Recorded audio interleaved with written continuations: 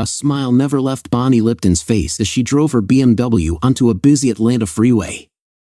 Despite knowing she would arrive home later than expected, she easily brushed it off, considering it just another consequence of the infamous Atlanta traffic jams. The delay was nothing compared to the pleasure Nick had brought into her life. With almost a decade of age difference, Nick was not only a passionate lover but also possessed undeniable charm. Handsome, intelligent, a wonderful conversationalist, he had the energy of youth, which gave Bonnie cheerfulness. Remembering her husband Ron, Bonnie couldn't help feeling guilty about the secret affair. At 44, Ron didn't have the stamina Nick did, but he made up for it with his experience and understanding of Bonnie's body, making their intimate life incredibly enjoyable. After meeting Nick, there was nothing better than going home and falling asleep in his arms with the realization that she had the best of both worlds. Her smile grew even wider as she moved away from Atlanta. Thoughts of Nick began to fade. Although he was fun to be with, her heart belonged to Ron and her daughter Casey. Bonnie was eager to spend more time with her loved ones. Now she felt satisfied and fulfilled in her intimate relationships. She was aware of and accepted her emotions, knowing she could now be patient and affectionate with Ron, her amazing husband. Their daughter Casey was a talented athlete and a capable student with a wide range of friends from sports teams and school clubs. Casey's friends often gathered at their house on weekends, and Bonnie enjoyed chatting with them. They seemed to admire her as a positive authority in their lives. Bonnie made sure to always be immaculately dressed. As a highly qualified specialist in an architectural firm, she held a prestigious position in society, together with her husband Ron, who ran his family's thriving construction company. They were a well-known and respected couple. Despite his busy schedule, Ron always found time to attend all of their daughter Casey's school activities. Bonnie treasured the moments when she sat next to Ron and watched their daughter shine on stage or on the field. She knew that several fathers couldn't help but look at her, but she couldn't help but notice that many mothers looked at Ron as if he were their prey. Even when Bonnie was sitting next to him, women still found a way to strike up a conversation with him and flirt. Her attractive husband didn't seem to notice all this, but Bonnie couldn't ignore it. After a long drive, Bonnie parked in the garage and discovered that her husband's pickup truck was missing. Bonnie was stunned by the unusual and unexpected situation she found herself in. After a difficult business conference and a tedious trip home, she hoped that her husband would meet her. But when she entered the empty house and went to the bedroom, she could not get rid of the feeling of anxiety that settled in her soul.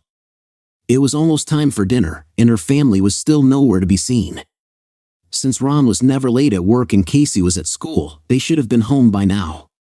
Tomorrow was Thursday, and the thought of their absence only added to Bonnie's growing sense of unease.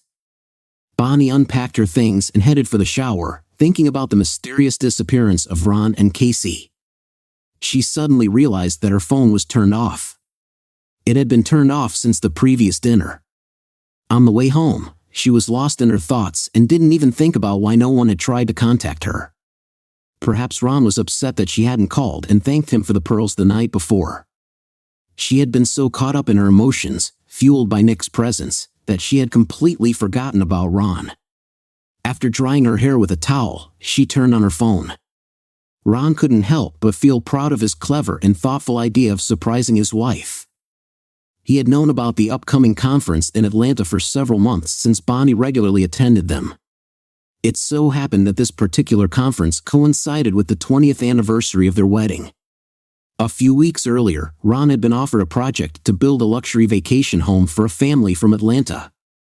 After finishing a business conversation with a client, Boyd Drake, Ron felt at ease and decided to share a new idea. "Boyd, our anniversary will be on the 10th of next month. My wife will be at a conference in downtown Atlanta. I thought it would be a great surprise to treat her and her colleagues to a special dinner at one of the nearby restaurants. To make it even more memorable, I bought a pearl necklace that I would like to deliver to her table during the meal," Ron said. "My daughter could take over the organization of delivering the necklace to your wife. She is already in college and knows all the best places in the city," Boyd suggested. "I have special plans for the time of my wife's return home," Ron replied. "Then, instead of relying on your daughter, why don't you accompany your wife to Atlanta yourself and personally hand over the necklace during dinner?" Boyd asked. I've offered to do this before, but Bonnie always said she was too busy to spend time with me. Most likely, she will have dinner late and immediately return to the hotel to rest before the next day. That's why I want to surprise her, Ron replied. It seemed ridiculous to Boyd to come all this way and be ignored, given his official duties, but he had another idea. How about we treat my daughter and her friend to dinner in exchange for a live video on Facebook of them sitting at the table next to Bonnie? Boyd suggested. I'd like to see Bonnie's reaction when she opens the box with the necklace inside, Ron replied. Boyd agreed and said he would give his daughter contact information so they could surprise her.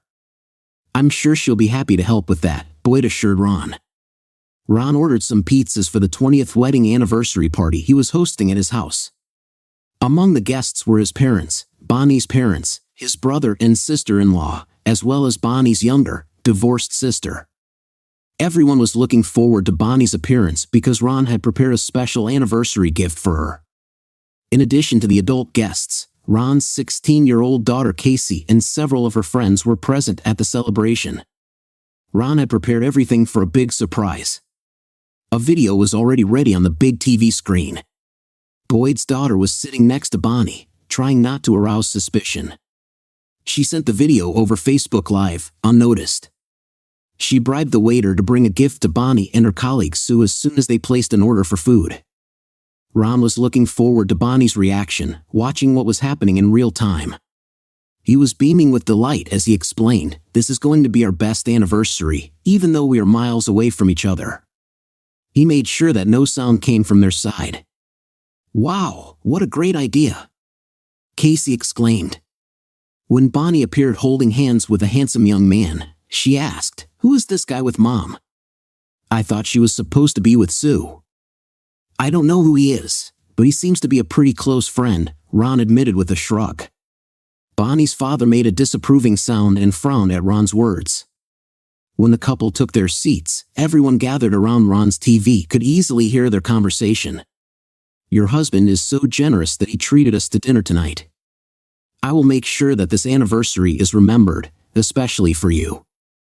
She will definitely overshadow your honeymoon," the stranger said with a laugh. Bonnie grinned back. "Then you'd better order a steak. You will need all your strength. Your honeymoon was unforgettable, wasn't it? Or did you have a lover then?" "Because I don't believe that your husband is so wonderful," the stranger replied, laughing all the time. Bonnie expressed her gratitude by saying, "Ron did a great job, thanks for asking. You're the only lover I've had in the last 20 years, apart from Ron, of course." Fortunately, he's starting to slow down. Grinning, the man reassured Bonnie, "The good news is that you're going to have a much more special 20th anniversary today than most women. I'll take care of it, sister." Bonnie, feeling awkward, suggested, "Maybe we've seen enough. This is not quite right. Bonnie doesn't know at all what we're watching and listening to. Why don't you turn off the video? We don't want to miss Bonnie's reaction when she gets her necklace, do we? Let's watch their wonderful dinner for a while longer," Ron replied decisively but with a red face from anger. While the couple was ordering, everyone heard Bonnie call her companion Nick. Then, as the waiter was taking away their menu, another waiter came up with a beautifully wrapped package. "Look, Ron probably delivered a gift for my wedding anniversary," Bonnie exclaimed. Bonnie gasped with delight when she opened the package. "Oh, this is amazing," she exclaimed, holding out a string of pearls. "Will you help me put it on?" she asked Nick. "Of course," he replied, carefully putting the necklace around her neck. At the same time, his hands touched Bonnie's chest. "You have a very romantic husband," the woman at the next table remarked. "You are very lucky to have such a handsome man." "Absolutely," Nick agreed, grinning. Bonnie had a loving husband and a charming boyfriend. She glanced at Nick, but the more experienced women just laughed at his remark. "I gave you a pearl necklace yesterday, which I think suits you much better than this," Nick teased, bending down to kiss Bonnie on the lips. "That's the difference between a spouse and a lover," Bonnie smiled maliciously. A girl with fiery red hair, who must have been Boyd's daughter, sadly whispered, "Husbands give us jewelry, and lovers make promises." "I can't do this anymore," she turned the phone around, her eyes filled with regret. "I should have seen this coming," but I was too shocked to react. I'm sorry for everything. I'll delete it all from my phone. With a heavy heart, she stood up and said, "It's time for me to leave." The TV turned off, and a heavy silence reigned in the room. One of Casey's friends broke the silence with a hesitant voice. "It's already quite dark. It's time to go home. I'll see you at school tomorrow." "If I go at all," Casey said, her eyes filling with tears. "Dad, can I go home with my friends?" she asked, feeling the need to be with them at this moment. "Of course, honey. We can talk about it tomorrow. Drive carefully, girls," Ron said in a hoarse whisper, his throat dry. Bonnie's mother stood at a loss. "I think we misunderstood the situation. Bonnie genuinely cares about you, Ron, and she would do anything for Casey. Please don't act hastily," she said. The other guests, gathered at Ron's, shared his opinion and calmly discussed the problem. After thinking about it for a while, Ron came to a conclusion. "I need time to think about everything. Please give me some time to think about my next steps. You can all go now." As soon as the guests left, Ron began packing his suitcase, preparing for the upcoming trip. Meanwhile, Bonnie was overwhelmed by the flood of messages and missed calls that awaited her after she turned off her phone the night before. When she scrolled through the notifications, she was horrified. Her sister and mother demanded answers to questions about Nick and questioned her relationship with him. Accusations that she broke Ron's heart and upset Casey flooded all of her inboxes, and relatives bombarded her with a dozen messages each. Bonnie flipped through her messages, hoping to see a message from Ron, but found nothing. She couldn't help but wonder how her family found out about Nick and what they really knew. Where were Ron and Casey? How did she get out of the hole she's in? It was extremely important for her to find out the extent of Ron's awareness as well as what he only suspected. Bonnie came to the conclusion that she needed to talk to her family to assess the seriousness of her situation. Taking a deep breath, she dialed her mom's number. "Mom, it's me," she said, preparing for the difficult conversation ahead. Bonnie tried to stay calm and began, "I completely forgot that I turned off my phone last night. I noticed that you tried to contact me. Is everything okay?" Mom answered sharply, "Is everything okay? Oh, only if you think that losing your husband, losing your daughter, humiliating your parents, and behaving like a loose woman is the norm for you. I don't think it bothers you too much because you're happy to flaunt a gorgeous pearl necklace from your boyfriend." Bonnie retorted that Ron had given her a string of pearls for their anniversary. "You take us for fools. Your father and I understand perfectly well what you were talking about with your lover. We are already too old not to understand your hints," her mother replied. "Mom, what makes you think that I would do something like that? What makes you think I have a boyfriend?" Bonnie asked, feeling a knot of fear tighten inside her. "Don't play games with me." "I'm not stupid," his mother growled. "Ron kindly invited us home to witness the grand opening of his gift for your 20th wedding anniversary. He had the foresight to book a table for you and your colleague Sue. The scene was quite revealing as we watched everything that was happening. You mentioned that husbands give jewelry and lovers give pleasant memories," her mother said. Bonnie was stunned and asked if she had heard correctly. "Ron arranged with his friend's daughter to broadcast live from her phone," she replied. "He wanted us to see your delight at his gift. Then we planned to call and congratulate you on your anniversary," her mother said, and there was sadness in her voice. "It looks like this could be your last anniversary, at least with Ron. Maybe when everything calms down, you can see your lover again," she added sarcastically. "Mom, you know I love Ron. This other man means nothing to me. It was just a way to pass the time." These conferences were incredibly boring, Bonnie tried to justify herself. Her mother grumbled, "Ron will feel much better knowing that his wife is not a cheater but just a bored housewife." Bonnie rolled her eyes at her insults. "How are you going to convince Ron that he's the only man you love if you haven't even convinced me?" the mother asked. "It looks like I have a lot of work to do," Bonnie replied, looking at her with disdain. "That man is the most disgusting thing I've ever seen," the mother said coldly. Bonnie doubted that Ron found the situation any better after talking to her mother. She remembered that her whole family had witnessed a conversation with Nick during dinner the night before. Remembering her conversation with Nick, Bonnie was acutely aware of the gravity of her situation. Deciding that she needed someone to talk to, she turned to Casey. "Casey," Bonnie asked, "where are you?" "I'm with Morgana," Casey answered the phone. "She's trying to comfort me while I come to terms with the fact that my family is falling apart," the daughter replied. "Casey, your father and I are not ending our relationship. Please come home so that we can discuss everything." "By the way, where's your father?" Bonnie asked cautiously. "He moved into a cottage by the lake." "I don't think he wants to see you. He was thrilled last night when he invited everyone to watch you open your gift. His heart broke when you came with your lover and not with Sue," Casey replied. "Please come home," Bonnie begged desperately, hoping to find the right words to make amends to her daughter and husband. Bonnie's heart began to race as she looked around the house. Ron's office had no laptop, no filing cabinets, and looked empty and abandoned. Even the closet in his bedroom was empty. Tears welled up in Bonnie's eyes as she walked through the house, noting all the missing items. The absence of her photographs only increased the feeling of hopelessness. Trying to take her mind off her failed marriage, Bonnie decided to cook dinner for Casey. By the time Casey got home, Bonnie had prepared a small dinner, but Casey looked distant and only answered Bonnie's questions briefly. Bonnie admitted that her daughter had every right to be offended by her, but hoped that over time, the tension between them would at least decrease. At dawn the next morning, Bonnie walked into their lake house and found Ron hunched uncomfortably on a small couch, fast asleep.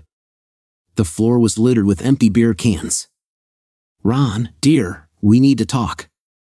Can you wake up, please?" she begged. Ron slowly opened his eyes with a groan and, without saying a word, headed for the bathroom. Resigned, Bonnie decided to make coffee while waiting for her husband to return. After a while, Ron, who had just taken a shower, returned to the kitchen where Bonnie was waiting for him. She put the mug in front of him, hoping that he would finally start the difficult conversation she had been waiting for, but it quickly became clear that Ron was not interested in opening up. "Ron, I'm really sorry about what happened. I really appreciate the pearls that you gave me, they are very dear to me. It's just a pity that I didn't know you were gathering our family at home. It would be nice if you informed me about this," Ron answered sharply and harshly. "Don't you dare talk to me. Nothing is going to help our relationship," Ron added, his anger simmering at Bonnie's attempt to portray him as an abuser. Bonnie, stunned by Ron's uncharacteristic tone, felt the pain of realizing how much hurt she had caused him. Calming down, Bonnie replied, "Tell me, what should I do to fix this? You're the only man I've ever loved, and that hasn't changed. Together we can handle this. Tell me, what problem are you trying to solve? Is it a problem that I surprised you with an anniversary gift at a nice restaurant, where I booked a table for you and your lover? Or is it that my client's daughter agreed to send a video recording of your reaction? Perhaps the problem lies in my mistaken belief that you would appreciate this gift. Please clarify this issue so that I can understand what you're talking about," Ron asked calmly. "You know what the problem is," Bonnie said firmly. "Why do you think this is a problem?" Ron asked. "You know perfectly well why this is a problem. At first, I told you I was going to dinner with Sue, but I ended up going with Nick. You overheard our conversation and found out that we slept together. That's the problem we need to solve," Bonnie replied desperately. "So, the problem is that I, like your whole family, overheard your conversation," Ron asked to clarify the situation, "or maybe the problem is that you're getting into relationships with other men?" Ron persisted in asking questions. Bonnie's cheeks turned red when she realized that defensiveness wasn't helping her. "I tried to take care of you on our anniversary. You didn't do anything to deserve this. Now explain why you've been cheating for so long, and with how many men is Casey my biological daughter?" Ron asked. "Maybe your father was a postman," Ron asked sarcastically. Bonnie, clearly taken aback, replied, "There's no reason to be rude or offensive. Casey is definitely your daughter. Nick has been my only partner since we started dating. Your comment about my past lovers and the suggestion that Casey's father is a postman were just rude. It's difficult for me to understand your reasoning. Do you admit that you were unfaithful but refuse to admit the extent of your promiscuity?" Ron replied. "You expect me to be polite and understanding, as well as naive, when you admit that you're a woman who walks around? Are you proud that you cheat on me only occasionally? And what about Nick? How long have you been sleeping with him and how often? You conveniently omitted these details when you were trying to clear your name as a libertine, Ron shouted. Nick and I were intimate only 3 times, Bonnie confessed tearfully, finally realizing the extent of Ron's anger. Besides you, he's the only man I've been intimate with since we got married 2 decades ago. We spent 2 nights together at each of the 3 conferences, Bonnie said. Have you been anywhere else with him? Asked Ron. No, this has only happened a total of 6 times, and I sincerely regret it. I owe you an apology, Bonnie replied. Are you saying that a young guy like Nick can only be with you once a night? Ron asked. Why did you sleep with another man? Ron asked, disappointed. Was our relationship so bad that you had to seek pleasure elsewhere? Bonnie explained that she was bored and vulnerable, and he persistently pursued her. It's not about you, she reassured him. I made a mistake. It's not about you or our closeness. It's more about my vanity or maybe a midlife crisis. He doesn't mean anything to me, I promise you, Bonnie said. You were in a relationship with a man who meant nothing to you, Ron repeated. We just had an affair. He was attractive, but nothing more, Bonnie clarified. So he's not important to you at all? Ron asked. Ron continued, you confessed to me that you slept with a man you didn't care about. Does our neighbor, Mr. Jenkins, fall into this category? Why not give yourself to him? Bonnie, feeling foolish, replied, I never said that I sleep with every man who means nothing to me. Nick attracted me with his looks, charm, and achievements. He was courting me. But does that mean I'll only have intimate relationships with attractive, successful men who court me? Does that, with rare exceptions, make me an unfaithful wife? Bonnie asked. If you don't have feelings for the men you date, then you don't love me either? Ron asked. No, I admit I made a huge mistake, and I promise it won't happen again, Bonnie said, her voice full of emotion. I love you, not Nick, she added. How can I be sure of that? Ron asked softly. At our wedding and many times after, you swore to be faithful to me. You're stunning, successful, and men will always pursue you. I don't know if I can trust you, Ron said. You won't be able to satisfy me in bed the way I want, but don't doubt my love for you. Our intimate moments are special to me, and I feel cherished, Bonnie assured him. Ron asked her why she kept going back to Nick. Bonnie admitted that with Nick, she felt special, not just a mother or a wife. It wasn't love that attracted her to him, but the excitement of doing something forbidden. Ron was trying to figure out why she would do more for a man who meant nothing to her. Ron thought about the words he had said, for the person you love, he reasoned. Memories of their honeymoon came back to him when she promised to love only him. Ron recalled this moment with a sense of resentment, wondering if he and Nick had exchanged secret jokes about him. But Bonnie reassured him by saying that Nick never spoke ill of Ron. I would never let that happen, Bonnie confirmed. But Ron couldn't shake the memory of overhearing a conversation in which he was repeatedly insulted, and Bonnie seemed to agree with that. I can't erase it from my memory, Ron whispered, feeling a mixture of confusion and pain in his heart. Ron suddenly came to his senses and spoke, Why are we wasting our time here at all? You found someone new. Fine, I guess I need to find someone too. Why pretend you want to stay married? It's pretty obvious you didn't enjoy being my wife. And let's not even talk about it, he confessed. You're beautiful, successful, and smart, and I didn't bring anything. It was only a matter of time before you started looking for something better. I swore to give you a better 20th anniversary than most wives, and I did. So it's time to move on. Congratulations, you found what you were looking for, he added. Ron, we can't let this conversation end on such a sour note. We have to communicate and find a solution, Bonnie pleaded, tears in her eyes. You can ask your lawyer to contact mine. Our relationship is over, Bonnie. I'm filing for divorce. You pushed me, said Ron. That day, Bonnie went to work, but in the break room, she ran into an angry Sue. Why did Ron ask me about how you when I went to Atlanta for a conference? Sue asked, feeling hurt. You know, I stopped going after you started spending nights with that Romeo from the Chicago office. I don't want to be used as a cover for your infidelity. Ron called you. What did you tell him? Bonnie asked, feeling depressed. I told him the truth, that I didn't go to the last 2 conferences. I thought you told him that we were going to share a room and hold conferences together, Bonnie replied resentfully. Sue looked at her with disdain, feeling cheated.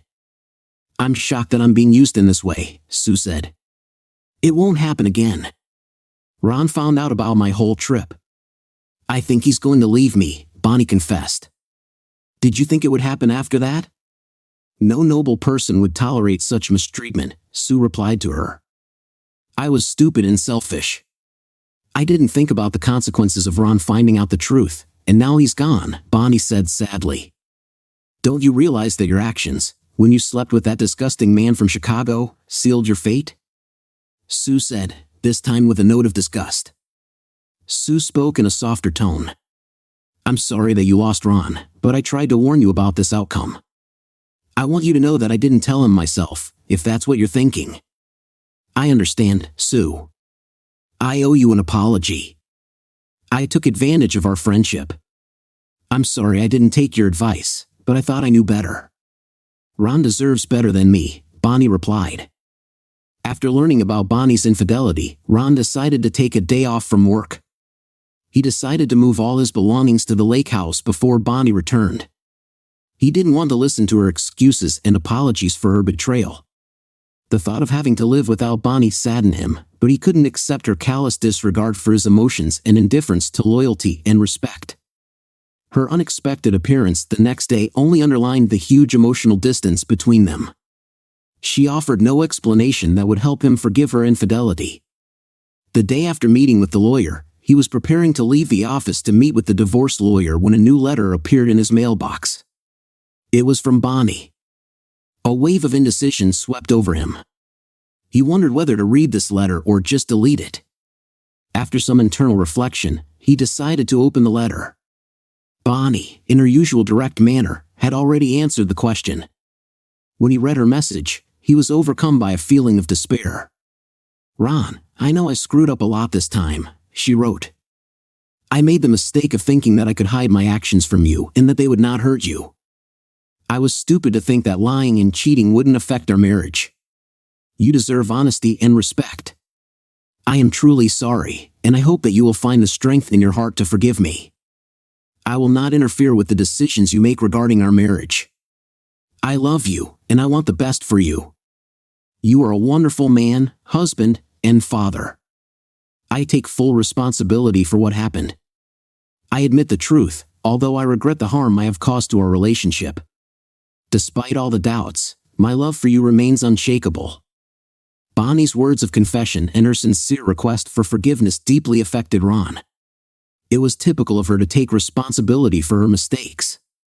By thinking about the situation, she was an unwavering woman who made high demands on herself and others. Ron was overwhelmed with grief and did not consider it necessary to reply to her letter. Ever since Bonnie showed up at Ron's lake house that morning, Casey had been the only one who could say anything to Ron.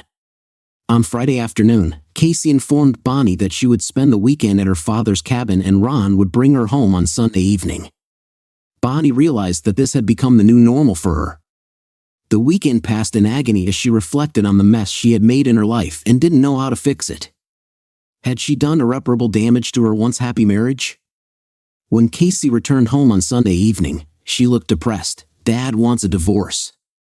He can't bear to be with a woman who no longer respects him. I saw him crying several times over the weekend, which had never happened before. Do you understand the pain you caused him? Casey informed her, feeling the full weight of her actions. Bonnie couldn't help but wonder if her lover was really better than her husband. I never meant to offend your father. No one can compare to him, Bonnie said softly. It was a serious mistake, and I am very sorry. Your father is really the most wonderful person I've ever known. Please forgive us both for our doubts, Bonnie said. Casey's tone was accusatory. This isn't the first time you've met this man, is it? You've been hiding this from us for years. Bonnie realized that she could no longer maintain this facade. I slept with him at 3 previous conferences. It was a mistake, and I deeply regret it. I'm sorry. I was wrong. Is that all you want to say, Mom? You betrayed your father in the most terrible way. Didn't you promise to be faithful when you married him? Did you secretly hope that it wouldn't matter? Casey said angrily. I understand that you're upset with me, but I'm even more upset with myself, Bonnie said. Dad is a wonderful man and a wonderful father, you know? Casey almost screamed that I have done does not reflect. My attitude towards him was a mistake, Bonnie said reluctantly. I miss you, Casey, Bonnie confessed. Casey simply replied, whatever you say, and then retired to her room. When their relationship became strained, Bonnie found solace in work, but even there she couldn't escape Sue's cold attitude towards her. Attending Casey's school events only emphasized the distance between them, as Bonnie often sat alone unless accompanied by her mother. Ron's presence at these events only increased her discomfort, as he tried to keep his distance from her. Other parents couldn't help but notice the tension between them. The news of their impending divorce spread quickly, with Bonnie eavesdropping on inappropriate comments from fathers, both single and married, who knew that rumors of her infidelity had reached society. Meanwhile, Ron plunged into his work, finding solace in his business amid the chaos. Ironically, Bonnie ended up getting half of the business. Although Ron's lawyer tried various strategies to mitigate the situation, Bonnie was stunned when the lawyer informed her that Ron had decided to give her half of his share in the business. It was an unexpected turn of events, especially considering that just a few years earlier, Ron's close friend Dan had made a deal to buy out the company during the financial crisis. Ron insisted that without Bonnie's contribution, they would have nothing to live on. The court could not deny the truthfulness of his words. Dan, as a silent partner, owned 1/3 of the company, but by transferring half of their joint ownership to Bonnie, Ron found himself in a situation where he owned and controlled only 1/3 of the business. Bonnie told her lawyer that this was unfair to Ron, since he was the one who had invested all his time and energy in the business. She suggested that if Ron insisted on giving her a share, then she was ready to agree to 1/10 of their property. This way, Ron would be able to maintain control of the business without potential disputes. Ron turned out to be incredibly stubborn. Despite her best efforts, she couldn't even get Ron to talk to her on the phone. He completely cut her out of his life. Meanwhile, Casey expressed a desire to spend the summer at the lake house between junior and senior years of school. Bonnie realized that this was another way for Casey to punish her and reluctantly agreed that she deserved her daughter's offense. Ron was very pleased with this result. He carefully developed plans to expand the hut, increasing its area by almost half. Having experience in construction, he quickly completed the project. By the end of July, the hut had turned into a spacious lake house with 3 bedrooms, each with its own luxurious bathroom and a picturesque view of the lake. The modernized interior created a cozy and welcoming atmosphere. To celebrate this event, on the first weekend of August, Ron organized an open house at the lake for his friends and neighbors, inviting all of Casey's friends. The cousin arrived with one of his acquaintances, whom Ron couldn't help but notice. She was a bright blonde who looked amazing in her modest 2-piece swimsuit. Throughout the day, Ron couldn't shake the feeling that she was constantly around, laughing at his jokes and flirting with him at every opportunity. When Ron and Casey were alone in the kitchen, Casey couldn't resist teasing him. "Well, Dad, were you tempted by Patty's little bikini?" Casey asked with a grin. Ron quickly protested, "Of course not. She doesn't look more than 25 years old, but I'm still not ready to start dating. She's actually 27, and she seems very interested in you. She's already asking about your age, profession, everything that women usually find out about potential partners," Casey said with a knowing smile on her face. "I just met her today. Please don't even bring up the subject of marriage." "I've been there before, and once was more than enough," Ron replied. "I'm not hinting at anything, but it looks like she might be interested. I wouldn't mind if you went on a date with her. She's very sweet, and it would be good for you to have someone to lean on while you deal with the breakup," Casey said. "Thanks for bringing me up to date," Ron joked, turning to his daughter. "I don't think an attractive girl like her would be interested in an old guy like me, but I appreciate that you believe in me," he added.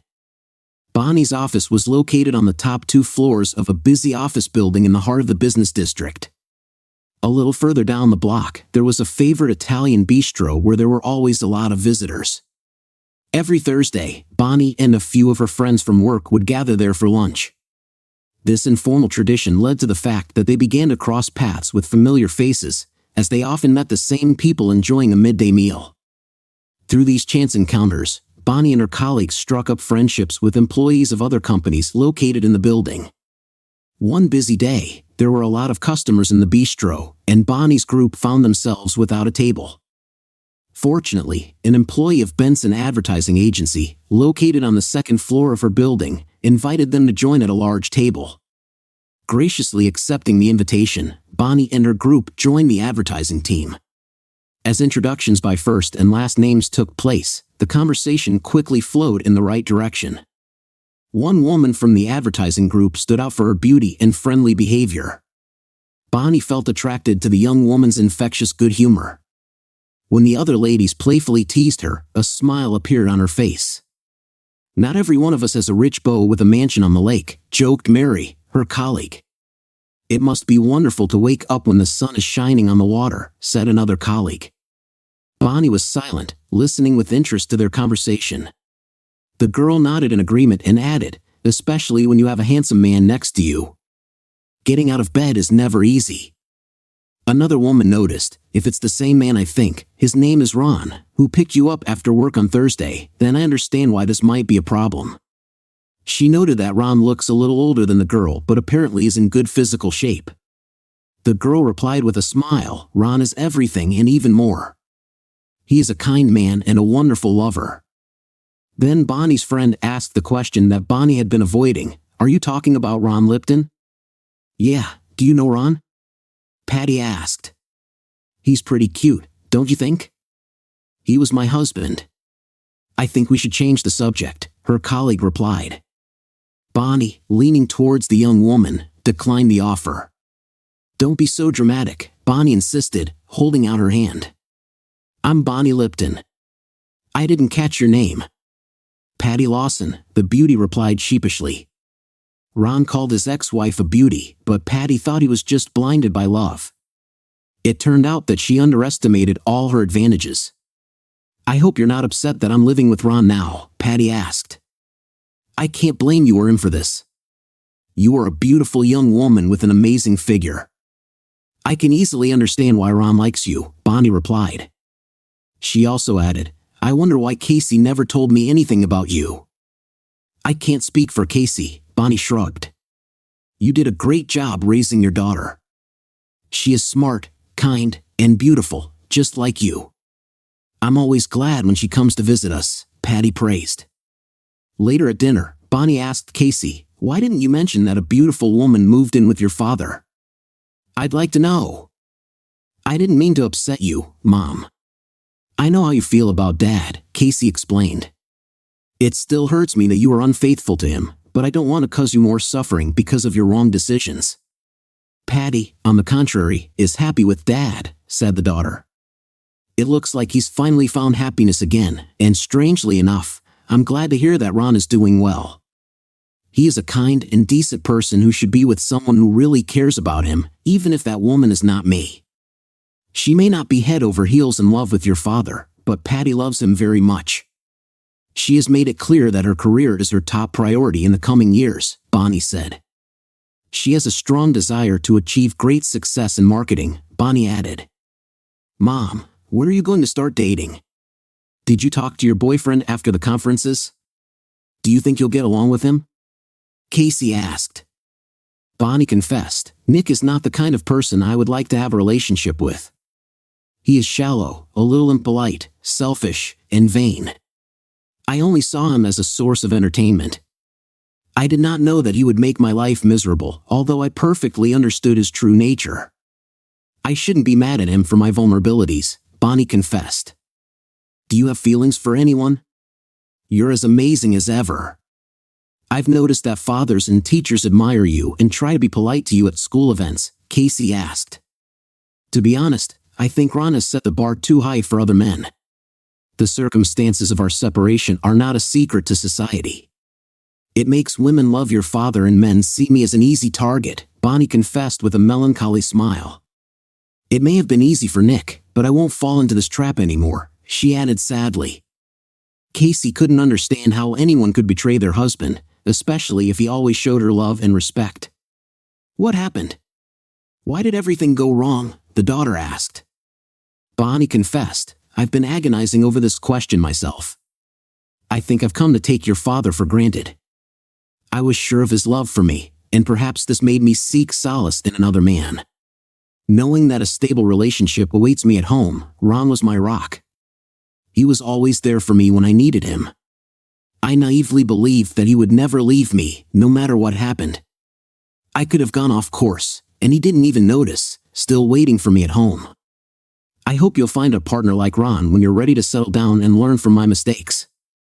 Don't take more in a relationship than you give. Stay loyal, and honest. If you have any doubts or fears, talk about them with your spouse.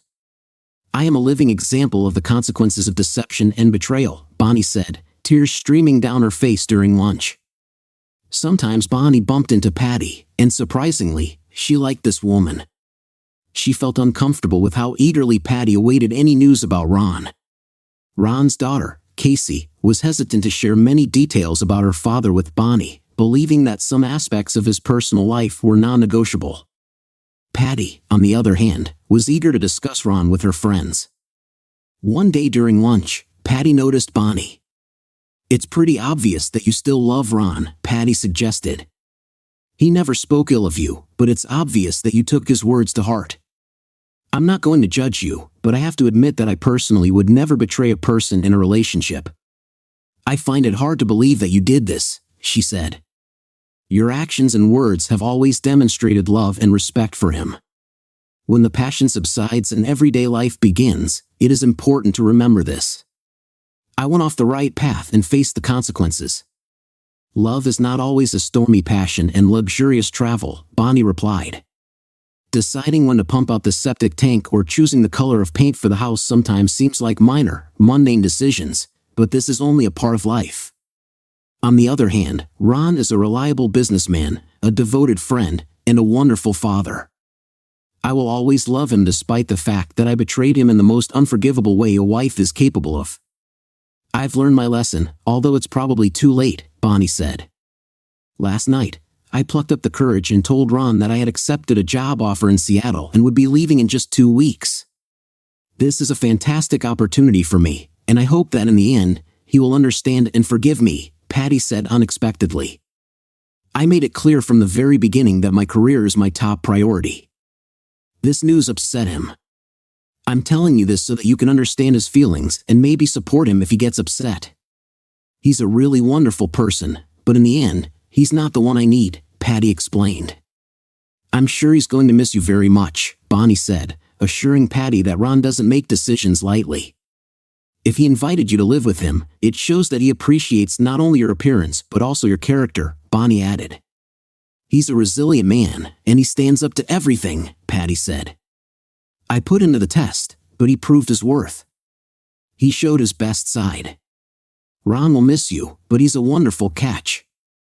I doubt his bed will be empty for a long time, Bonnie said, expressing her admiration and smiling slightly. Patty smiled back. That's why I wanted to give you this information first. What you decide to do with it is up to you. Just a week later, Ron's best friend and unspoken partner, Dan, asked Bonnie to meet him for lunch at a bistro. The room was full of people, but they managed to get a small table in the corner. After exchanging pleasantries, Dan got straight to the point. He mentioned the land Ron had purchased on the highway by the river and said he had a potential buyer offering almost $2 million for it. Ron bought the land for a nominal sum, so the profit was significant.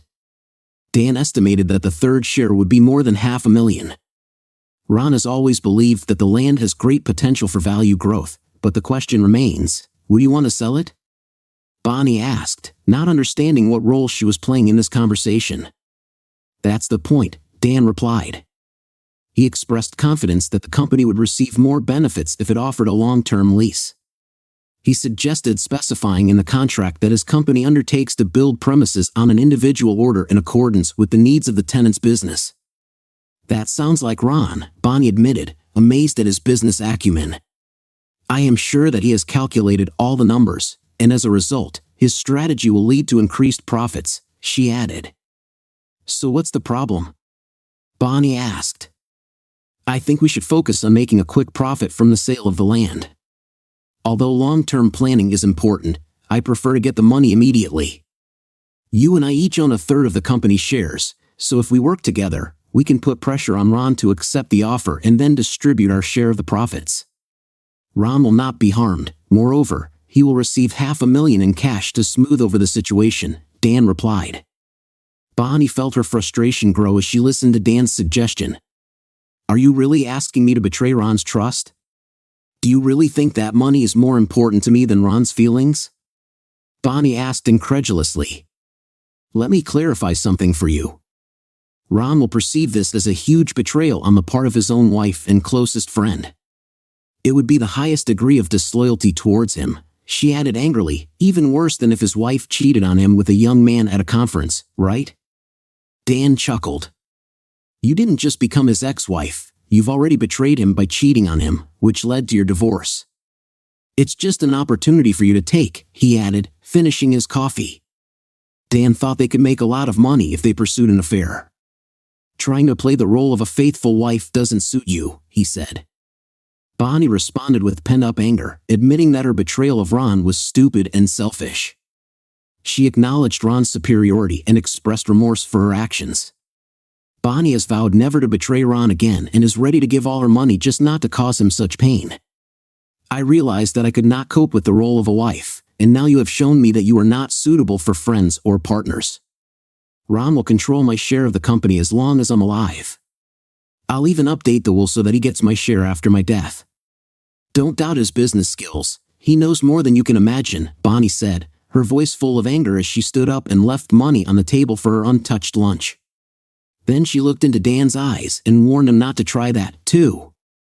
It had been almost a month when Bonnie finally opened the door and saw Ron standing on the porch. She was stunned by his sudden appearance because he had been avoiding her since she returned from the disastrous conference. Ron, come in. Is everything okay? Bonnie asked with surprise in her voice. Casey left a few minutes ago if you're looking for her. Bonnie couldn't help but feel a surge of excitement at Ron's unexpected visit. I came to talk. If you have time, Ron began, entering the familiar house that had been his home for more than 15 years. Could you spare me a few minutes? I'm not busy right now, Bonnie replied quickly. I just made coffee. Why don't we sit in the kitchen? I am grateful to you for accepting me so quickly, Ron said, taking a mug of coffee. You always make great coffee, Bonnie grinned and replied. When we first got married, I didn't even know how to cook it. It took me a while to master it. Ron objected. I didn't marry you for coffee. There were other qualities in you that I found much more attractive, said Ron. I've never heard you call them qualities, Bonnie said, still smiling. Yes, you have. Serious strength, and I couldn't help but get carried away with you, Ron admitted. Patty must have completely subjugated you to her charms. There is definitely a strong chemistry between you, Bonnie remarked. She admires you very much. Her high opinion of you is one of the main reasons why I'm here. Recently, one of her friends overheard your conversation with Dan at lunch. Patty told me about it before she left for the West Coast. She was impressed by your dedication and honesty. I must admit I share her opinion even though I mistreated you during the divorce. You still stubbornly rejected Dan. Many women in my place would take revenge after their husband left them so quickly, Ron said. But I would never do that to you, Ron replied. I am well aware of the dedication and diligence with which you invest money in your projects, and I understand how important they are to you. I have no doubt that you will be able to get more income from this land than Dan expects. I firmly believe that he underestimates you, Bonnie said. Your trust in me means a lot, and Patty helped me come to terms with the fact that you are my equal partner. Despite my previous behavior when I ran the business as if it belonged only to me, I understand that it's important for you to have a voice and share your ideas, Ron admitted. If you are interested in selling the property and sharing the profits, invite me. Dan is putting pressure on me. I suspect that he needs money, said Ron. Dan believes that if we sell the land, then each of us can get $500,000 without causing any harm, Bonnie replied. What do you think about it? Ron asked. I have a feeling that you have great plans for this site, which can not only bring significant profits to the company but also earn respect in society, Bonnie replied with a sense of pride, noting that Ron never chased after quick earnings. You are not only an experienced businessman but also deeply committed to society. This quality distinguishes you from people like Dan, for whom quick profits are more important than influencing society, Bonnie said. I heard that Dan approached you with an idea, but you refused to support it, Ron said thoughtfully. Ron, I completely trust you in your decisions. You always deserve my trust, and I will support you in all your business endeavors, Bonnie assured him. It may seem strange to hear this from me, knowing that you don't trust me, but it's true. I've been thinking about Dan's attempts to interfere in your business. It occurred to me that we should think about buying him out. If he does not have the means, he can agree to a fair offer. Then he will be happy, and you can continue to run things the way you want, Bonnie suggested.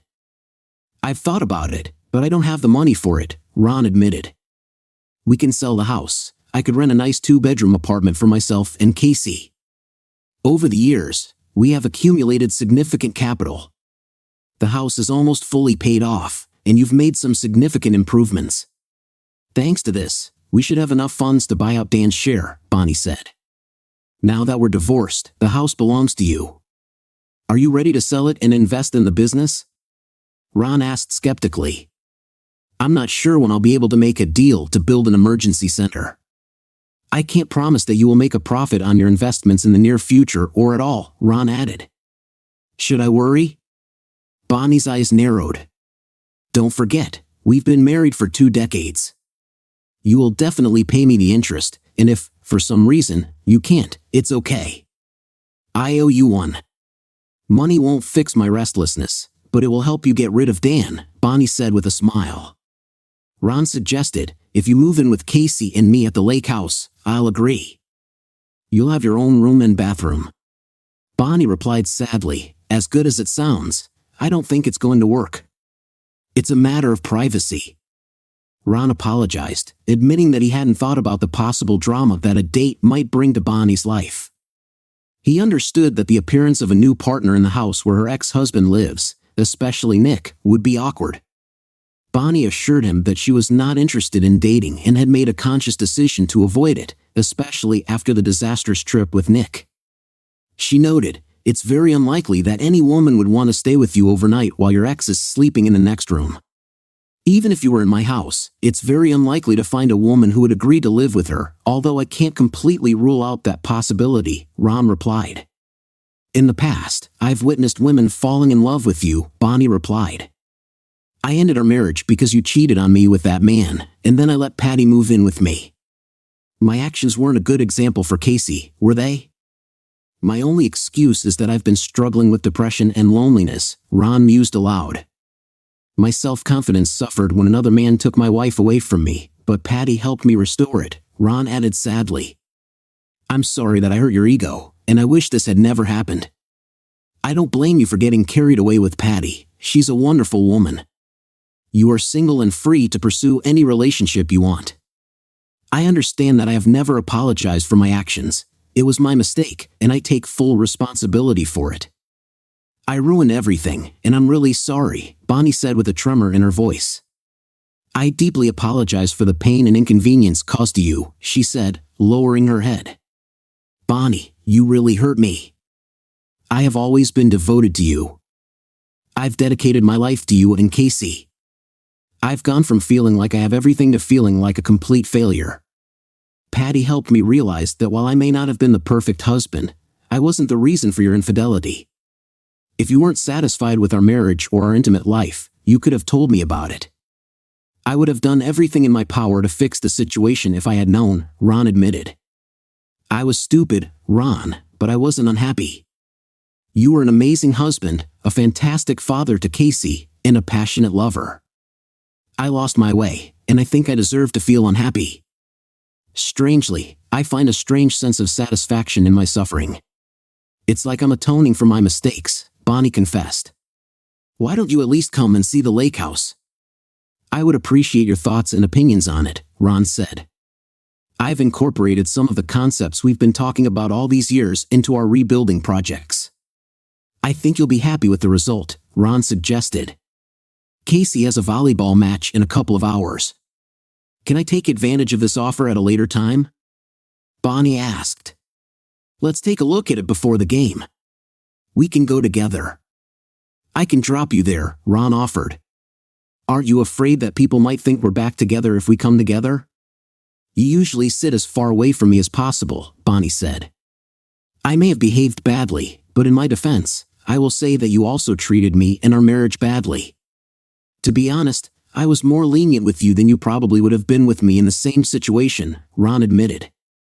We both know that your settlement offer was too generous, Bonnie replied. It seems that your kindness has done you good. We're thinking of selling the house to buy out Dan's share, Ron complained. I can't believe you're ready to do this, he said. Ron, you can take whatever you want. You've always been honest with me, and I trust you completely. And even though I know I deserve it, I know you won't hurt me, Bonnie said, squeezing his hand. Let me show you the lake house, Ron suggested, to change the subject and give himself time to calm his emotions. When he showed Bonnie the house, she was amazed at the remodeling. You really did a fantastic job, she said.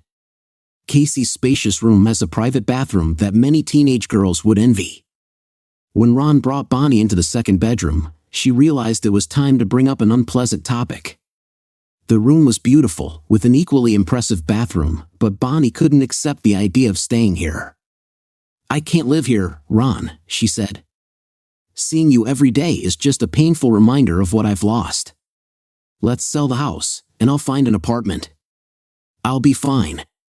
We have to go to Casey's game soon, Bonnie reminded. Ron insisted, let me give you a tour of the master bedroom. It's the biggest one in the house. I'm sure you'll be impressed. It's just amazing, Bonnie admired the room and praised Ron. You always do such a fantastic job. Thanks to your attention to detail, your business is booming. Ron asked, if you had this room, would you agree to stay with me and Casey? I can't imagine not seeing you every day. I didn't want the house to belong only to me. I was hoping that we could share it, Ron explained, his voice clearly showing nervous tension. Bonnie raised her eyebrows in surprise, studying Ron's face.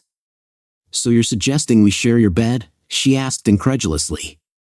Ever since I found out about your infidelity and left, I feel terrible. I miss you terribly, to the point that sometimes it causes me physical pain. You made a huge mistake, and although your relationship with Patty eased the pain of your betrayal for a while, it couldn't completely erase it, Ron said. I hope that we can overcome all this negativity and restore our relationship. I will not allow myself to be used anymore, Ron stated firmly. If you plan to continue punishing me, I will not tolerate it. If I do decide to return, I will be faithful to you and expect the same from you. No more other women in your life. It's either me or nothing, Bonnie replied.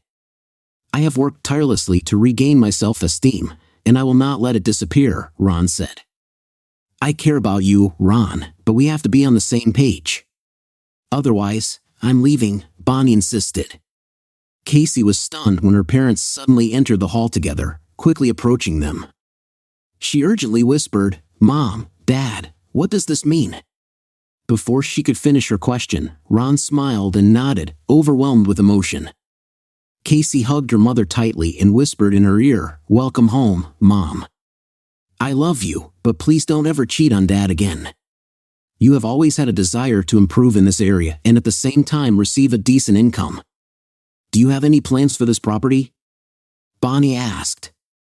Ron admitted that he is negotiating with the main hospital to conclude a long-term lease agreement for the construction of an emergency care center on this site. It may not be as profitable as the luxury condominium project that Dan's company stands for, but it will still bring decent profits and provide a guaranteed construction contract. This company will not only provide an opportunity to find a job, but will also contribute to developing positive relationships in society, Ron replied. Bonnie replied somewhat smugly, I had a feeling it would be something like that.